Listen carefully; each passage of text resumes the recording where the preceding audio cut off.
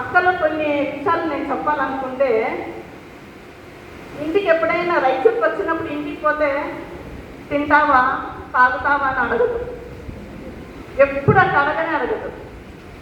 పోయిన వెళ్ళ ఉన్న ఒక అర్ధగంట సేపు అయినా కానీ వాళ్ళ ఇంట్లో ఎప్పుడు పిండి వంటలు రెడీగా ఉంటాయి. వాళ్ళ ఇంట్లో స్నాక్స్ తీసుకొని వచ్చి పెట్టడంలో కానీ, పాత్రమ్మా నీకేం కావాలని అడిగి, అక్క ఏదో ఫీలేక నువ్వు ఫస్ట్ వచ్చి కూర్చుంటే ఉండు పాత్రమ్మా అని చెప్పి మంచి కాఫీ ఇవ్వడం కానీ. ఆమెలో నేనేం చూస్తున్నానంటే మంచి అతిథి సత్కారం చూశాను. ఒకటి ప్రేమకి వేల కట్టలేను. మొదటి యేసయ్య అంటే, రెండోది పిలువబడిన వాళ్ళు అనేకులైతే ఏర్పరచుకున్న వాళ్ళు కొందరే అంట. అందులో ఈ కుటుంబం.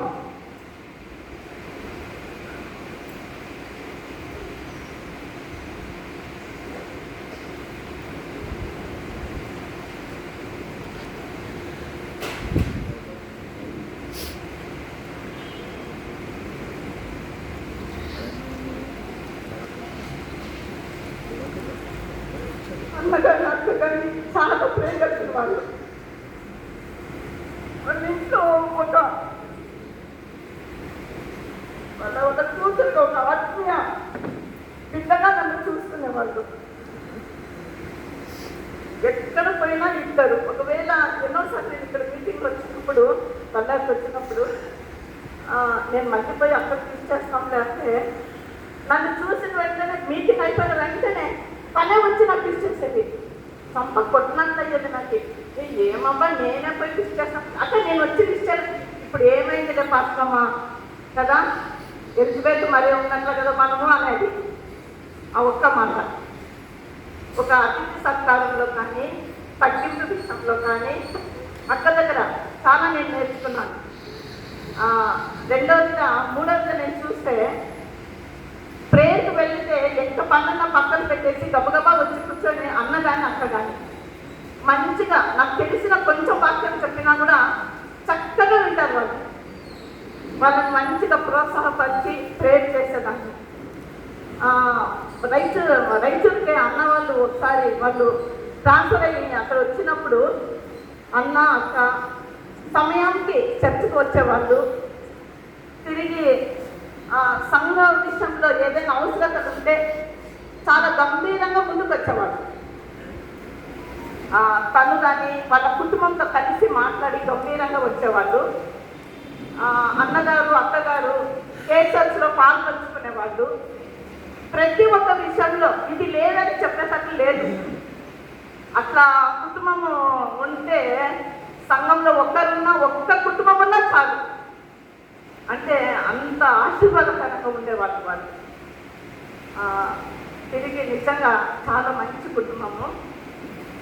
అన్న కూడా చాలా ప్రతి ఒక్క విషయంలో పాస్టర్ వరప్రసాద్ గారికి చాలా చేయూతగా ఉండేవాళ్ళు. ఇప్పటికైనా కూడా ఒకవేళ వచ్చిపోయినా కూడా కలిసిపోలేకపోతే వెంటనే ఏం పాస్టమ్మా నువ్వు వచ్చినా ఏం కలవలేదనుకుంటే కొన్ని విషయాలు అట్లా విన్నప్పుడు నిజంగా చాలా ఒకలాగా అదే ఎంత అన్ని జీవన్ చెప్పేస్తున్నాడు. ఆదికాలం నుంచి ప్రకటనలకు మొత్తం చెప్పేస్తున్నాడు. నేను ఏం చెప్పాలో తెలియటం లేదు. అంటే ఆమె ప్రేమ నేను రుచి చూసాను.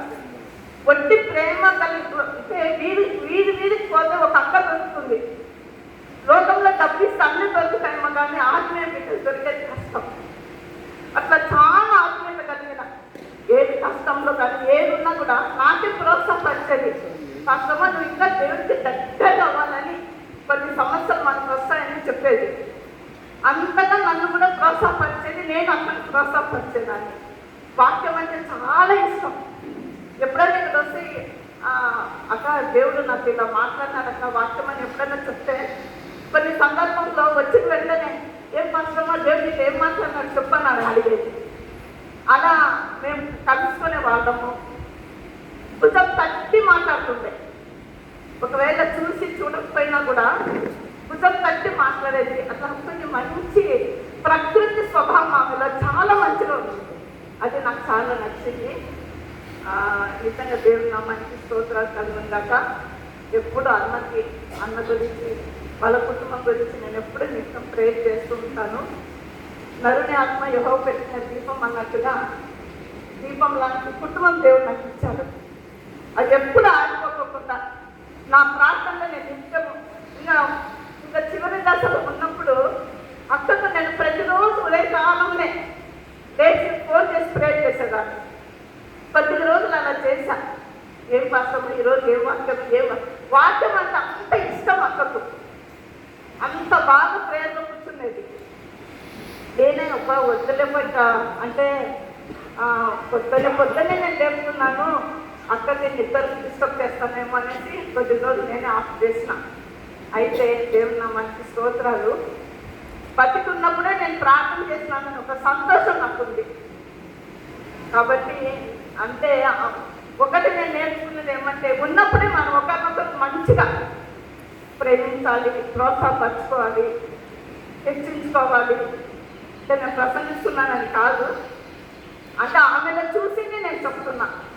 అక్కడ దగ్గర నేను కొన్ని చాలా నేర్చుకున్నాను. దేవుని నా మంచి స్తోత్రాలు కనుక దేవుడు ఇచ్చిన ఈ మంచి కొన్ని మాటలు ఈ సమయమందు చెన్నై పట్టణం నుండి వచ్చిన గ్రాండ్ డాక్టర్ మీ విజయాన్ని కూడా ముందు పెట్టి 2 మాటలు చెప్పవలసిన